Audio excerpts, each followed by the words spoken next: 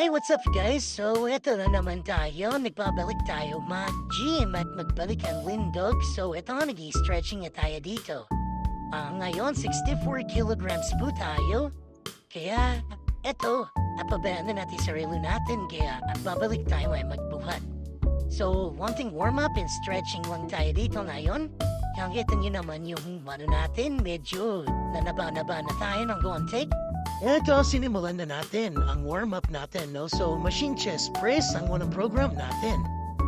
Dahil importante itong warm-up sa lahat ng workout, so ito na nga yung first set natin talaga. Medyo magang lang since nakakabalik lang din natin, no? Dalawang set lang po ang ginagawa natin and 20 reps kada set. And then pahinga. Then dito, nag-trip lang tayo ng contest. Sinubukan natin kung kaya pa natin gawin yung proper form, pero hindi na talaga. Kitingin naman nangangatog pa. Kaya nag-proceed na tayo sa ating next workout, which is shoulder press. Yan sa machine. So dito medyo na tayo, pawis na pawis talaga. Kaya nagubad na tayo dito, no? Wanting body check lang. So nawala na yung ganda ng katawan natin before. Pero may natira pa naman kahit pa paano. Kaya dito, nag-proceed ulit tayo sa next workout, which is yung pull-ups na body weight. Yan. So dalawang set lang din yan, 20 reps each. Yan. Kita niyo naman hirap na hirap tayo at hingal-hingal pero kaya. Kailangan natin tapusin at tsagain na.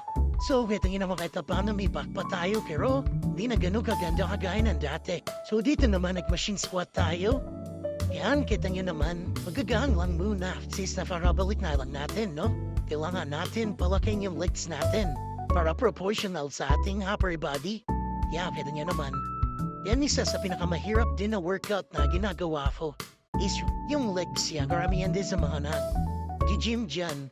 Bihira din mag-legs at nahihirapan. Pero tayo, tsatsagay natin yan. Kailangan natin mapalaki na maayos yan. Yan, so umpisa mahirap talaga. So ito yung last workout natin, body weight na dips yan for lower chest, tricep, and shoulder.